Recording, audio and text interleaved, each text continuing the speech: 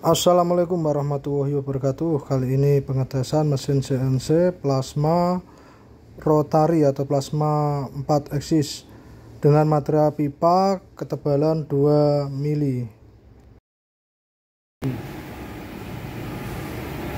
Tetap menggunakan Izumi ampere di 30 dan untuk THC 1.46.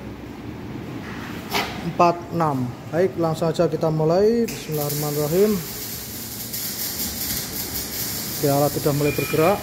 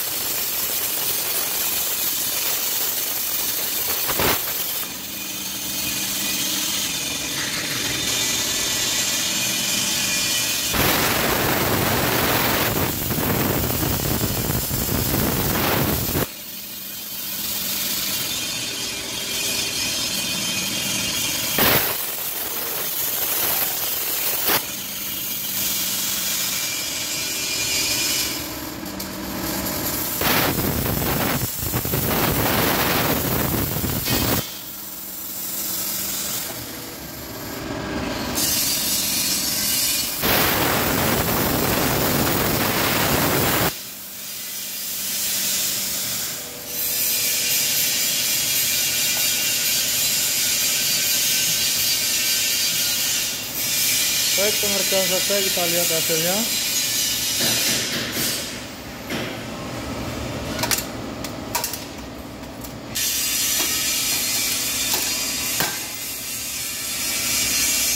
Sekian untuk pengetesan plasma 4 aksis. Wassalamualaikum warahmatullahi wabarakatuh.